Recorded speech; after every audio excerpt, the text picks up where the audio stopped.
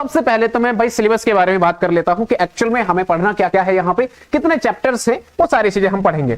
देखो फिजिक्स में जो पहला यूनिट होता है, यूनिट 1, उसका नाम है हमारा इलेक्ट्रोस्टैटिक्स। यूनिट 1 हमारा इलेक्ट्रोस्टैटिक्स होता है। इसमें हमारे 2 चैप्टर मिक्स हैं, यानी चैप्टर 1 और चैप्टर 2 दोनों को अगर मिला दिया जाए तो उसको हम क्या बोल देते हैं मेरे दोस्त, इलेक्ट्रोस्टैटिक्स बोल देते हैं। चैप्टर 1 और चैप्टर 2 को अगर कंबाइन कर दिया जाए और दोनों को मिला के हमें 8 मार्क्स का मिलता है, ठीक है। और आज हम चैप्टर 1 को ही स्टार्ट करने वाले हैं, इलेक्ट्रिक चार्जेस एंड फील्ड वाला जो चैप्टर है उसको हम पढ़ेंगे।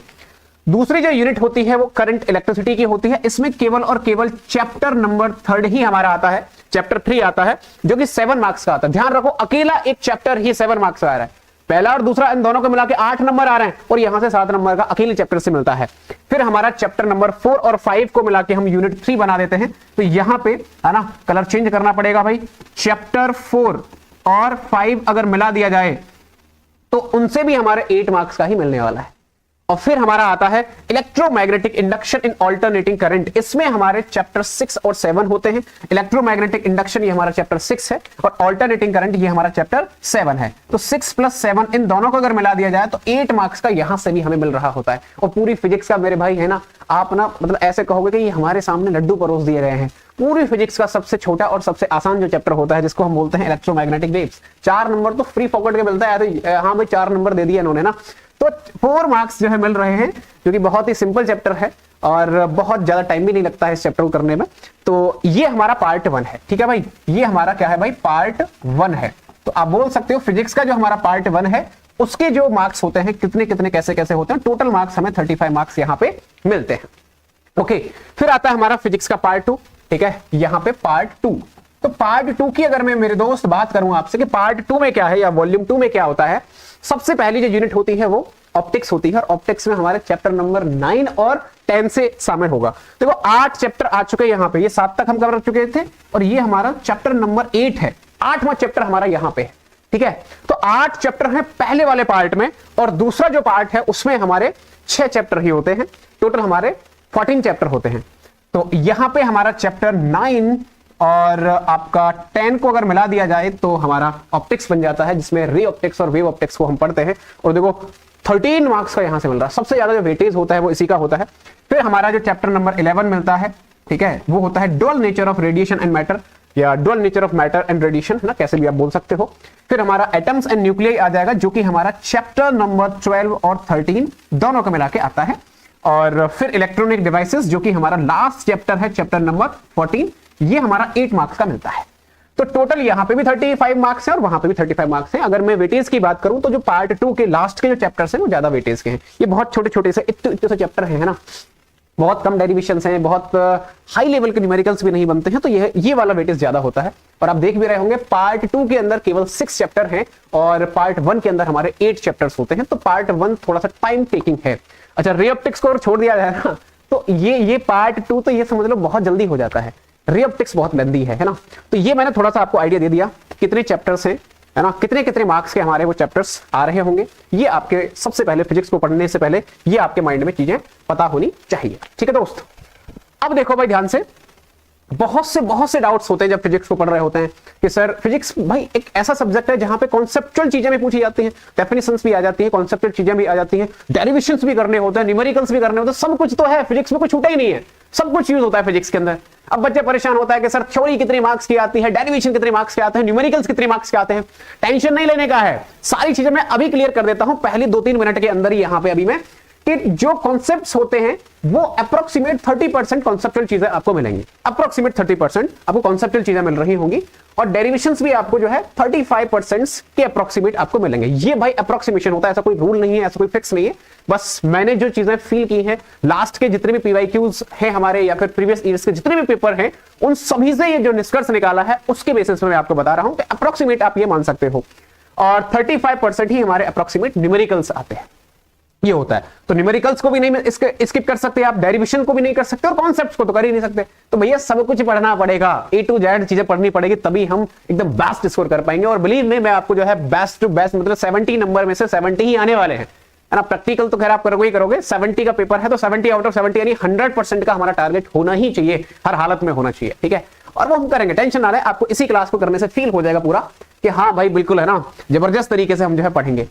अच्छा फिर क्या है भाई, एक्सपेक्टेड क्वेश्चन है ना, ब्रेकडाउन अगर हम बात करें तो देखो इस चैप्टर जो हमारा चैप्टर 1 है इलेक्ट्रिक चार्जेस एंड फील्ड वाला, उससे थोड़ा सा मैं आइडिया देता हूं।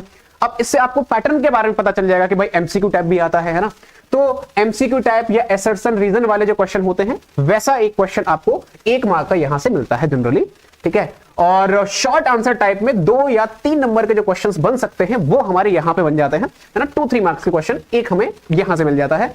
और डेरिवेशन की अगर मैं बात करूं तो 3 to 5 मार्क्स का हमें डेरिवेशन मिल सकता है। तो इस तरीके से 3 नंबर में भी डेरिवेशन मिल सकते हैं और 5 मार्क्स का भी हमें डेरिवेशन मिल सकता है।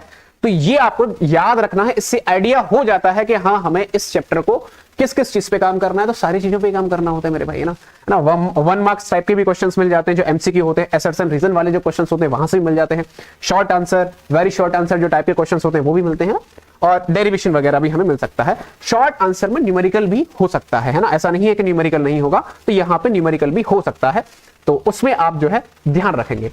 दूसरा होता है कि सर लेवल कैसा होता है बोर्ड एग्जाम का। भाई ये वो क्वेश्चन है जो पूरी साल भर बच्चे पूछते रहते हैं कमेंट सेक्शन में, है ना, पूरी साल भर पूछते रहते हैं कि सर वेटेज क्या रहता है, सर कितना आसान आता है, कितना टफ आता है। हालांकि मैं जब पढ़ा रहा हूं आपको हर एक कॉन्सेप्ट के साथ में पीवाईक्यू जरूर कराता हूं। जो भी कॉन्सेप्ट हम पढ़ रहे होंगे उसके प्रीवियस ईयर्स के क्वेश्चंस हम पढ़ेंगे, जिससे हमें एक्चुअल में वास्तविकता पता चलती है कि एग्जाम के अंदर एक्चुअल में क्या आता है। वो सारी चीजें हम जो है पढ़ेंगे ही पढ़ेंगे। तो चैप्टर लेवल स्ट्रेटेजी की अगर मैं बात करूं तो भाई 30% तो इजी लेवल आता है ना। ये इजी लेवल किसके लिए है ना, मतलब जो बच्चा नॉर्मली बस ऐसे ही आ गया, हाँ जी क्लास में बैठ गए, ना वो नोट्स बना रहा है ना वो कुछ बना रहा है, बस क्लास में आकर जो बच्चा सुन भी रहा है ना, बस क्लास में आ रहा है, वो बच्चा प्रेजेंट लगा रहा है, कोई नोट्स नहीं बना रहा, कुछ भी नहीं बना रहा, वो बच्चा इन 30% वाले जो क्वेश्चन है उन्हें वो आराम से बना लेता है। फिर 50% जो होते हैं वो मॉडरेट लेवल के क्वेश्चन होते हैं। ये वो क्वेश्चंस होते हैं जो बच्चा केवल क्लास में देखने से तो नहीं कर पाएगा, उसे थोड़ी सी भैया कष्ट करना पड़ेगा, है ना, खुद से लिखना भी पड़ेगा, खुद से नोट्स भी बनाने पड़ेंगे, थोड़ा बहुत घर पे जाके रिवीजन भी करना पड़ेगा। तो अगर केवल आप वीडियो को देख रहे हो तो इन्हें कर लोगे।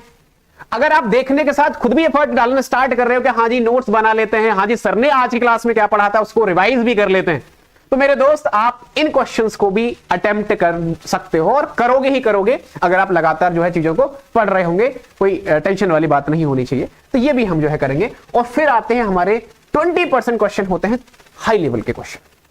ये वो क्वेश्चंस होते हैं जिन्हें वही बच्चा कर पाता है जो लगातार मेहनत करेगा, डेली क्लास में आ रहा होगा, डेली नोट्स बना रहा होगा, डेली रिवीजन कर रहा होगा, और जो हम न्यूमेरिकल्स दे रहे हैं, जो होमवर्क दे रहे हैं, उन शीट्स को वो कर रहा होगा, उन डीपीपीस को वो कर रहा होगा।